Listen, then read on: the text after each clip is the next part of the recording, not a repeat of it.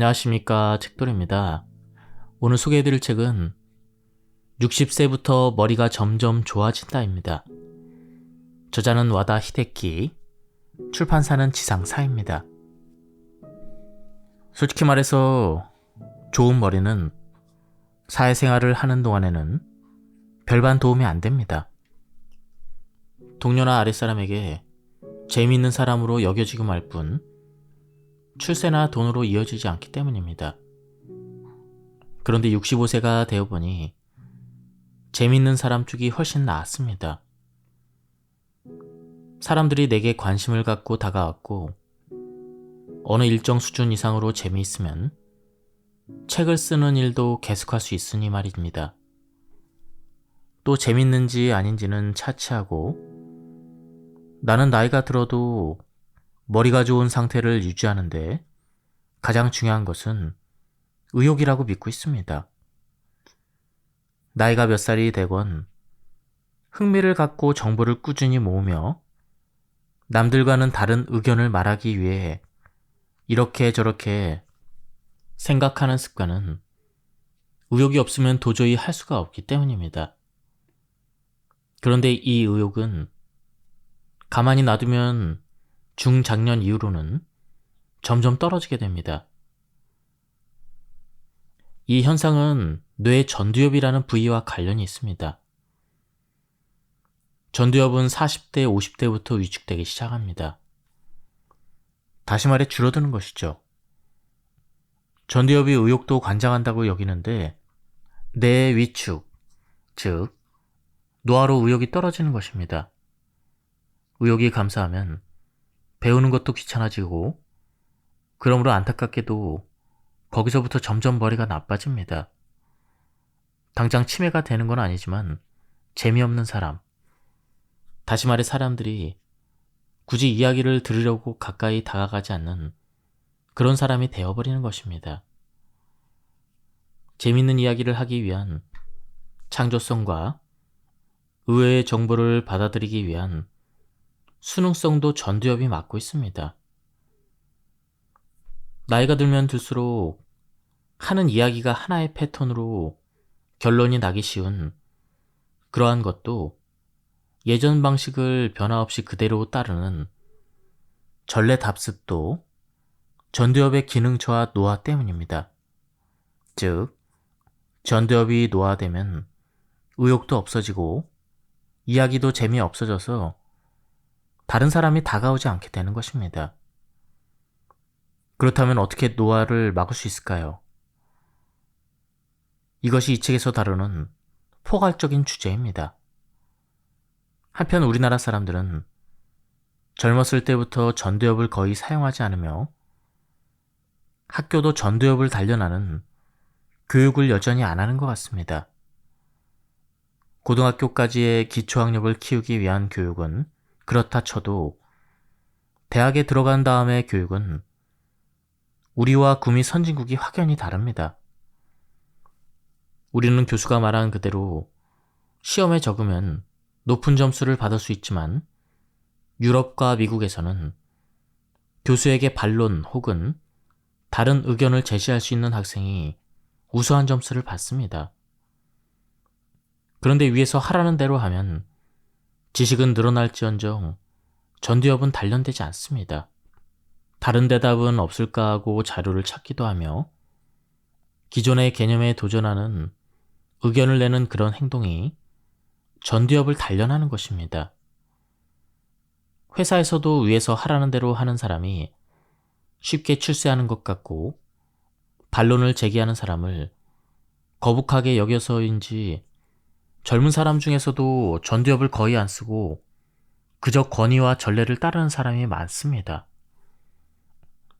이것을 반대로 말하면 아무리 나이를 먹더라도 제대로 전두엽을 단련하면 전두엽을 사용할 일이 없었던 젊은 사람에게 그 기능 면에서는 충분히 이길 수 있다는 공식이 성립합니다. 앞으로의 인생을 슬기롭게 살아가는 데 필요한 힘은 알기와 의욕 가지기입니다. 자신에게 유익한 정보를 얻을 수 있는가로 앞으로의 인생이 좌우되는 만큼 안다는 능력은 삶에서 매우 큰 분기점이 될 것입니다. 그리고 의욕을 갖는다는 것은 자신의 희망을 포기하지 않는 것과 같은 뜻입니다. 따라서 뭔가를 시작하기 전부터 결과를 예단하지 말아야 합니다. 그리고 무엇보다 이 부분이 중요한데, 하다가 생각만큼 잘 되지 않은 것 같을 땐 방식을 조금 바꿔볼까? 하며 가벼운 마음으로 방향 전환도 해봅시다. 연애에 빗대어 본다면 첫 번째 사람에게 고백했지만 차이고 두 번째 사람에게 고백했지만 또 차여도 이렇게 저렇게 자신을 표현하는 방식을 바꿔가면서 다른 사람들을 만나다 보면 10번째에는 오케이를 받지 않겠는가 말입니다. 나는 이것과 똑같다고 생각합니다. 나이가 몇 살이 되어도 도전 정신을 잃지 않는 사람은, 즉 방식을 다양하게 바꿔서 시도해 볼 수 있는 사람은 마음도 머리도 젊게 유지할 수 있고 풍요로운 인생을 보낼 수가 있습니다. 조금 단호하게 표현하자면 어차피 난 안 될 테니까 라며 지레 포기하고 희망을 버린 듯이 사는 것은 똑똑한 삶이 아닙니다. 지금부터라도 머리가 좋아질 수 있다는 것을 확실히 알고 행동하며 그렇게 될 자신을 믿고 그렇게 사는 사람과 내 머리는 앞으로 나빠질 일만 남았어 이렇게 포기해버리는 사람은 그 이후의 인생에서 엄청난 차이가 벌어질 것입니다. 물론 몸과 뇌의 기능은 나이가 들수록 떨어지는 건 사실입니다. 하지만 고령에도 운동을 하면 근력과 체력이 붙는 것처럼 두뇌도 단련하면 점점 똑똑한 사람이 될 수가 있습니다. 그래서 뇌의 전두엽이라는 영역을 살펴보려고 합니다. 전두엽은 인간의 감정을 컨트롤할 뿐 아니라 자발성, 의욕, 창의력을 주관하는 영역입니다. 언어 이해 영역인 축두엽이나 계산 이해 영역인 두정엽의 기능은 고령이 되어도 비교적 덜 약해지지만 전두엽이 빠르면 40대부터 위축된다고 알려져 있습니다. 즉, 의학적으로 볼 때 대부분 사람의 뇌는 전두엽부터 노화가 진행되는 것입니다. 전두엽은 감정과 의욕, 창조성을 담당하는 부분이기 때문에 이 영역의 기능이 나빠지면 감정 컨트롤이 되지 않거나 감성이 무뎌지고 의욕과 적극성이 저하됩니다. 그래서 공공장소에서 화를 분출하는 고령자는 전두엽의 기능이 쇠퇴한 상태라고 짐작할 수가 있습니다. 이처럼 노화는 감정에 관한 영역의 쇠퇴를 시작으로 점차 뇌의 다른 기능과 몸, 그리고 겉모습도 늙어가는 것이죠.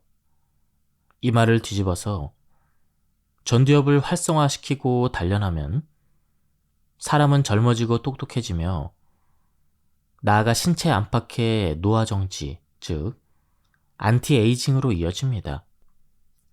뇌의 발달을 위해서 책을 읽는다거나 자동차 번호판이라도 보며 더하기 빼기를 하는 사람도 있을 것입니다. 당연히 독서도 좋고 계산 연습도 좋은 습관이지만 전두엽을 단련한다에 초점을 맞춘다면 솔직히 이런 행동은 효과를 발휘하지 않습니다. 이 책에서 전두엽을 단련하는 방법을 자세히 설명할 텐데, 감정 영역인 전두엽을 젊게 유지하려면 설레는 마음을 갖고 긍정적으로 살며 뇌에 좋은 자극을 주는 것이 중요합니다. 과거를 돌아보고 부정적인 생각을 계속하면 전두엽은 위축되고 노화로 직행하는 것과 다름없습니다. 인생은 의외로 어떻게든 되더라. 이런 열린 마음으로 긍정적이고 밝게 살아야 뇌도 활기차게 움직이기 시작합니다. 그래서 상식이나 전례에 매이지 않고 새로운 것에 계속 도전하면 전두엽은 점점 활발하게 움직입니다. 그러므로 날마다 새로운 실험을 한다는 마음으로 아직까지도 잘 몰랐던 나 자신과의 만남을 소중히 여기면 좋습니다. 나는 특히 60세 이상의 시니어에게 전두엽 활성화가 매우 중요한 포인트라고 생각합니다. 전두엽을 젊게 유지하면 두뇌와 신체의 다양한 기능도 유지가 되며 더 나아가 전두엽 활성화의 효과적인 행동과 생각, 그리고 그 자체가 노년의 행복한 인생과 직결되기 때문입니다. 전두엽을 단련해서 좋은 머리와 즐거운 일상, 둘 다 가지면 어떨까요? 2023년에 실시한 조사에 따르면 행복도는 남녀 모두에서 60대가 가장 높다고 나타났습니다. 60대라는 시기는 행복감이 가득한 인생의 최고의 시기입니다. 정신적인 여유를 가질 수 있으면 생각의 유연성도 크게 향상됩니다. 그러니 나이 든 게 약점이라고 생각한다면 그만큼 아까운 것도 없지 않을까요? 그리고 만약 지금 당신이 내 인생은 지극히 평범했어, 특별히 재미라고 할 만한 게 없는데 이렇게 생각할지 모르겠지만 절대로 그렇지 않습니다. 다른 사람 입장에서 보면 당신의 인생은 당신만이 만들 수 있는 유일한 이야기이고 훌륭한 드라마입니다. 그러므로 자신이 걸어온 여정과 쌓아온 경험을 자랑스럽게 여겨야 합니다. 여기에 추가로 나만의 개성과 독자성을 찾아 표현하기 위한 약간의 요령을 익히면 됩니다. 저 사람이 하는 말은 참 재미있어, 이렇게 여기지는 멋진 시니어를 목표로 뚜벅뚜벅 걸어갑시다. 맥도날드의 프랜차이즈 사업을 시작한 레이 크룩은 15세 때 고등학교를 중퇴한 뒤 종이컵 세일즈맨, 부동산 산업 등 다양한 직업을 거쳤습니다. 맥도날드 형제가 운영하는 작은 햄버거 가게에서 성장 가능성을 알아본 크룩은 반드시 이 프랜차이즈 사업을 성공시키겠다고 결의를 다지던 때가 52세입니다. 일반적으로 보자면 상당히 늦게 시작한 슬로 스타터였습니다. 프랜차이즈 사업 성공을 확신한 크룩이었지만 그 과정은 역경 그 자체였습니다. 맥도날드 형제와의 배신 논란, 많은 빚과 자금난 등 수많은 시련을 극복하고 무사히 맥도날드 주식 공개를 성공했을 때가 그의 나이 벌써 63세였습니다. 사업에 뛰어든 지 그야말로 10여 년이 넘게 걸린 길고 긴 여정이었죠. 게다가 크룩은 야구도 무척 좋아해서 그가 72세 때에는 메이저리그의 샌디에고 파드리스의 구단주가 되는 그런 행동을 보였습니다. 그가 남긴 신념과 지속만이 전능하다라는 명언은 내가 이 책을 읽고 있는 독자 여러분에게 그대로 전하고 싶은 말이기도 합니다. 만약 지금까지 만족스러운 학력이나 지위를 갖지 못했어도 정신 차리고 보니 어느새 이만큼이나 나이를 먹었어도 이 모두는 어떠한 캔디캡도 되지 않습니다. 인생을 바꾸는 데 필요한 것은 나 자신을 끊임없이 움직이게 하는 열정과 그리고 나라면 할 수 있다라는 확신입니다. 신념을 갖고 그에 맞는 적절한 노력을 지속하면 반드시 상황은 바뀝니다. 패스트푸드 쪽에서 조금 더 살펴보면 켄터키 프라이드 치킨의 창업자인 커넬 샌더스 역시 만년의 사업 성공자로 유명합니다. 지금까지 소개한 사람들처럼 인생의 클라이막스는 늦은 시기에 오는 경우가 훨씬 흥미진진하고 재미있다고 생각합니다. 우여곡절을 거쳐 드디어 거머쥔 성공은 말 그대로 무척 소중하며 실제로 나이가 몇 살이든 사람은 빛날 수 있다라며 성공을 증명하는 일화는 다음 세대를 응원하는 강력한 희망이 됩니다. 나이가 들면서 쇠퇴해가는 건 분명히 있습니다. 그러나 나이를 먹는다는 말은 경험과 지혜를 쌓았다는 말과 같습니다. 긴 인생에 걸쳐 축적해온 경험은 젊은이들이 결코 범접할 수 없는 시니어만의 재산입니다. 또한 수많은 어려움을 극복하며 갖게 된 강인한 정신 또한 시니어의 큰 무기라 할 수 있지 않을까요? 인생 경험이 부족한 사람은 약간의 물결에도 당황해서 쩔쩔매거나 휩쓸려서 같이 떠다니기도 합니다. 반면에 지금까지 수많은 산과 협곡, 험한 파도를 겪은 시니어는 여간에서는 흔들리지 않는 강인함이 이미 장착되어 있습니다. 문제가 발생해도 어떻게든 된다, 이 정도로 큰일이 나진 않는다라며 침착하게 행동할 수 있는 것이죠. 이처럼 우리는 어떤 상황에서도 흔들리지 않는 강인함을 가진 사람에게 지성을 느끼고 포기하지 않고 몇 번이라도 계속 도전하는 것으로 인생을 개척할 수 있다는 점을 깨닫습니다. 나는 똑똑한 사람이란 나도 하면 해낼 수 있어라는 희망과 자신감을 품고 있는 사람이라고 생각합니다. 실제로 학생들을 살펴봐도 성적이 좋은 학생일수록 결과가 좋지 않으면 어떡하지? 이런 부정적인 사고에 사로잡히지 않고 분명 내 노력은 헛되지 않을 거야, 이런 긍정적인 자세로 공부에 전념합니다. 내가 존경하는 사람은 예외 없이 모두 자신을 굳게 믿는 사람입니다. 지금의 나만이 할 수 있는 일이 있다고 믿고 순수하게 노력할 수 있는 사람은 머리와 마음, 몸과 외모가 점점 더 젊어질 뿐 아니라 곤란과 역경도 극복하고 밝은 미래를 앞당길 수가 있습니다. 내 이야기를 해보자면 젊었을 때는 분위기를 잘 읽지 못하거나 상대방 얼굴을 제대로 바라보지 못했는데 정신과 의사로 몇십 년이나 일하면서 차차 이야기도 잘하게 되었고 커뮤니케이션 스킬도 높아졌다고 자부합니다. 이처럼 적절한 노력을 지속하면 사람은 반드시 변화할 수가 있습니다. 그리고 이 책이 머리가 좋아지는 것을 목표로 한 책이지만 머리가 좋아진다라는 것은 어디까지나 조금 더 행복한 인생을 살기 위한 수단이자 과정이라는 점도 밝혀두고 싶습니다. 우리 인생의 목표는 행복해지는 것이고 대부분의 실패는 의외로 별것 아닌 경우가 있습니다. 인생을 포기하지만 않는다면 사람은 얼마든지 변화할 수가 있습니다. 나는 좋은 머리라는 것은 궁극적으로 자기 자신을 행복하게 만드는 능력이라고 생각합니다.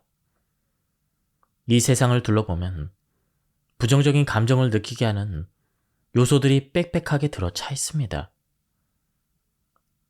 그러니 손에 잡히지 않는 것에 대한 한탄을 하거나 늙음과 죽음을 불안하게 생각하는 것도 무리는 아닙니다.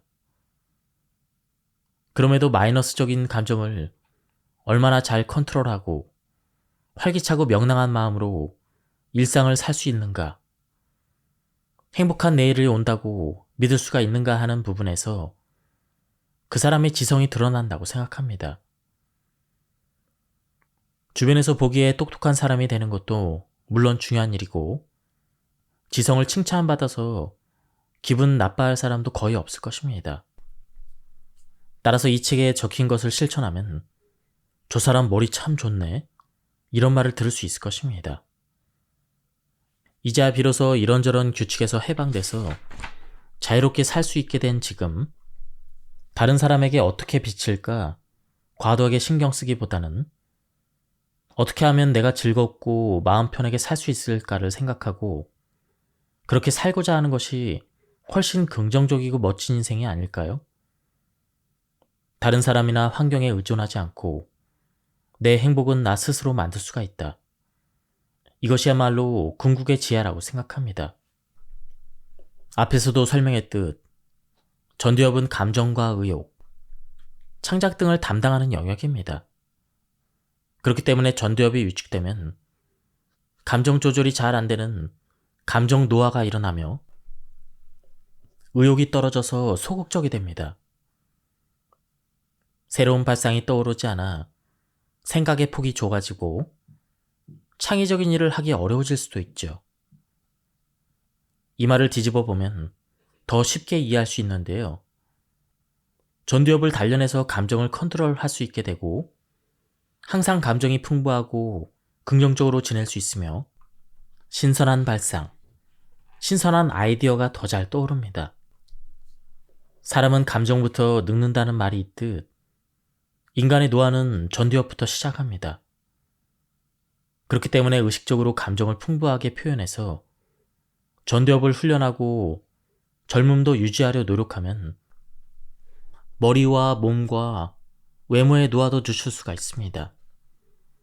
또 생각의 유연성도 향상되기 때문에 적응력과 응용력도 높아지며 예상치 못했던 사태가 발생해도 당황하지 않고 냉정하게 대처할 수 있게 됩니다.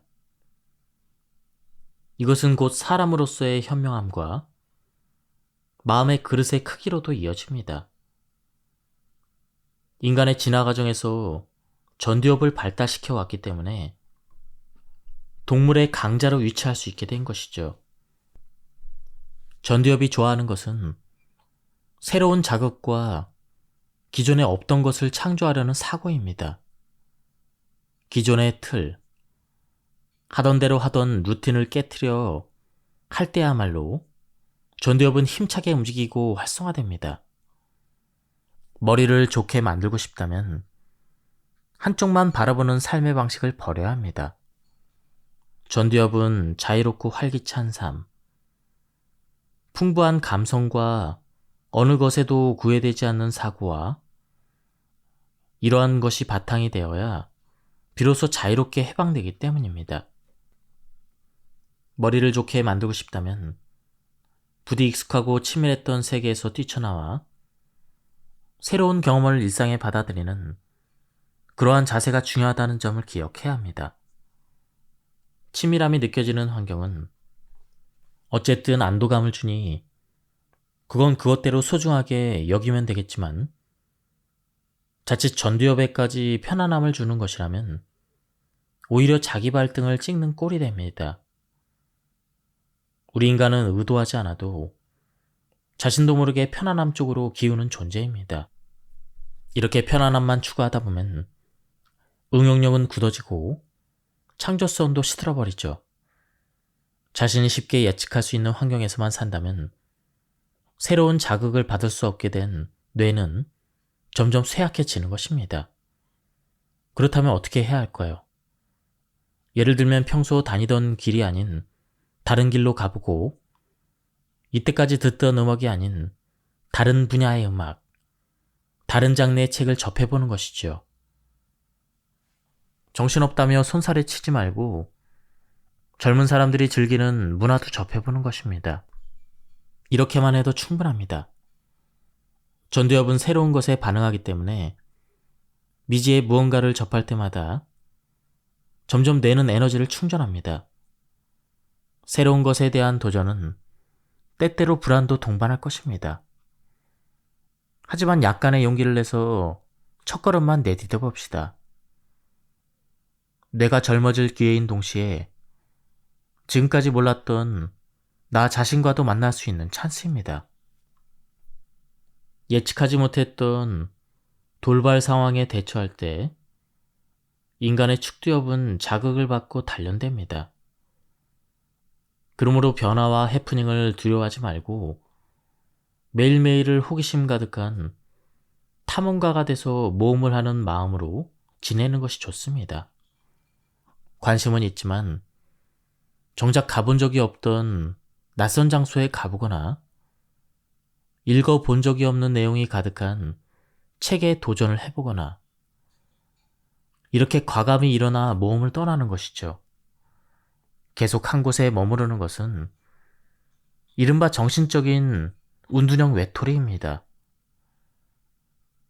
일상 안에서 의도적으로 예상 밖의 해프닝을 늘려갑시다. 조용하고 편안하게 살길 바라고 고정된 루틴 안에서 머물기만 해서는 뇌가 젊어질 기회를 잡기 어렵습니다.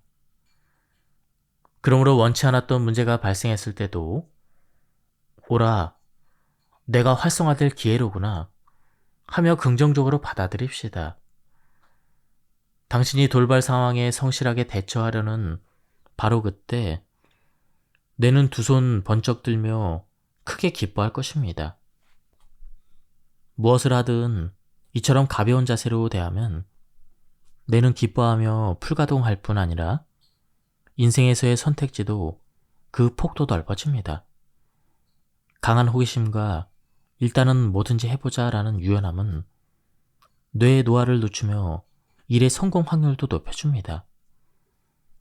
어쨌든 무엇이든지 일단은 도전해보려는 부담 없는 태도가 중요하다고 생각합니다. 인생은 매일이 실험입니다. 처음부터 결과를 알면 재미가 생길 리 없습니다. 어떻게 될지 모르기 때문에 인생은 드라마라 하는 게 아닐까요? 그러니 그게 무엇이든 일단은 해본다는 정신으로 뇌와 마음을 젊게 유지했으면 하는 바람입니다. 일단 부정적인 감정에 사로잡히면 사람은 자신의 부족한 부분에만 더 몰두하게 되며 결핍감으로 더 가득 차게 됩니다. 따라서 이럴 때는 관점을 바꿔서 생각해 본다라는 의미를 생각해 봅시다. 지금이 어떤 상황이든 당신은 이미 많은 보물을 갖고 있으며 처음부터 할 수 있는 것 또한 많이 있다. 그러므로 될 수 있으면 사물의 밝은 면을 바라보고 낙천적으로 살자 이렇게 생각하는 것이죠. 이를테면 어떤 새로운 곳에 도전했는데 바라지 않던 결과로 끝났다고 해봅시다. 그럴 때는 실패한 자신을 책망하지 말고 어쨌든 새로운 발걸음을 내디딘 거잖아. 나 참 대단한걸? 이렇게 자기 자신을 칭찬하고 기분을 북돋아 주는 것입니다. 나 자신을 격려한다는 습관을 갖고 있는 사람은 뇌와 멘탈에 이상적인 환경을 조성할 수 있으며 의욕적으로 몰두할 수 있으므로 결과적으로 여러 일이 쉽게 잘 풀립니다. 사회심리학 실험을 통해 의심이 많은 사람일수록 의외로 속이기 쉽다라는 사실이 밝혀졌습니다. 마이너스적 사고를 지닌 사람은 기본적으로 다른 사람은 모두 악이라는 사고방식을 가지고 있습니다. 그렇기 때문에 정작 누가 사기꾼인지 파악하지 못합니다. 반면에 평소 세상을 낙천적으로 바라보며 세상은 살기 좋고 사람들은 친절해 이렇게 생각하는 사람은 어딘지 수상한 구석이 있는 인물을 보면 오히려 위화감을 쉽사리 느껴서 사기 피해를 잘 당하지 않습니다. 이처럼 수동적인 생각에 사로잡히면 통찰력과 관찰력도 떨어지는 폐해가 있는 것입니다. 나는 인생의 다양한 시련이 찾아오기 쉬운 고령자야말로 철저하게 낙천주의를 견지해야 된다고 생각합니다. 사물의 한쪽 면밖에 못 보는 편협한 관점은 쉽게 우울증으로도 연결되기 때문에 다양한 관점에서 사물을 바라볼 수 있는 유연한 사고를 염두에 두면 좋습니다. 아무쪼록 빛이 비치는 방향으로 눈을 돌려 사물의 밝은 면을 바라봅시다. 나한테는 이것도 있고 저것도 있다라는 덧셈 사고를 할 수 있는 행복 찾기의 달인은 뇌와 마음 모두 눈에 띄게 건강해질 것입니다. 우리는 요령이 좋다라는 표현을 그다지 호의적으로 받아들이진 않습니다. 하지만 입시생뿐 아니라 회사에서도 일상생활에서도 거의 모든 면에서 언제나 요령 좋게 보다 효율적인 방법을 찾아보는 것은 매우 효과적입니다. 인생에서 쓸 수 있는 시간과 노력에는 한계가 있기 때문에 이러한 상황에서 최대한 루트로 목표 달성을 위해 어떤 방법이 좋을지 생각하는 것은 그 자체로도 무척 중요합니다. 지금 하는 방식보다 더 좋은 방법이 있을 텐데, 이런 정신으로 계속 찾는 사람은 끊임없이 뇌를 활성화시키는 것과 같습니다. 언제나 지금보다 좋은 방법을 찾으려고 애쓰기 때문에 어떤 분야에서든 결과적으로 끈질기게 살아남을 수가 있습니다. 나는 평소에 뇌 훈련을 반복하기보다 다른 사람과 대화를 나누는 게 뇌에는 훨씬 좋다라고 말합니다. 대화를 한다는 것은 실제로도 무척 고도의 지적 작업입니다. 다른 사람과 말을 주고받는 것 자체가 뇌에 자극이 될 뿐더러 상대방이 하는 말을 이해하고 그것에 대해서 다시 무언가를 생각하고 표현하는 과정을 거치면서 어쨌든 강제적으로 뇌를 써야 하기 때문입니다. 또한 자신의 생각과 마음의 표현이란 측면에서도 훌륭한 아웃풋이 되죠. 다른 사람과 대화를 할 때마다 우리의 뇌는 젊어진다고 할 수가 있습니다. 실제로 다른 사람과 자주 대화를 하는 사람일수록 인지기능 저하가 방지되며 치매 진행이 느려진다고 알려져 있습니다. 돈도 좀 쓰면서 살면 좋겠습니다. 자신의 즐거움을 위한 소비는 뇌의 기능을 활발하게 해줄 뿐 아니라 스트레스도 줄여주므로 치매나 우울증 등을 방지하고 면역력 향상에도 기여합니다. 가보고 싶었던 곳으로 여행을 떠나보거나 눈여겨봤지만 들어갈 엄두가 안 나던 레스토랑에 가서 맛있는 요리를 먹어봅시다. 돈을 써서 마음이 밝고 화사해지는 경험을 자신에게 선물하자는 말이죠. 심신의 노화도 방지하고 사는 재미도 느낄 것입니다. 신세를 망치지 않는 정도라면 나는 주식 투자나 도박에 도전하는 것도 추천합니다. 뇌는 새로운 도전과 예상 밖의 사건을 좋아하기 때문에 그러한 의미에서 젊어지기 위한 좋은 자극이 될 수가 있습니다. 특히 주식은 언제나 안테나를 켜고 세상의 움직임에 관심을 가져야 하고 매매의 적절한 타이밍을 잡아야 하는 등 머리를 풀 가동해야 하므로 좋은 뇌 운동이 될 수가 있습니다. 단, 어디까지나 스스로 컨트롤을 할 수 있는 범위 내에서 즐겁게 한다는 전제 하입니다. 또한 연애 감정은 마음을 행복하게 하고 뇌에는 쾌감을 일으키는 물질을 분비하게 합니다. 사랑을 하면 사람은 젊어집니다.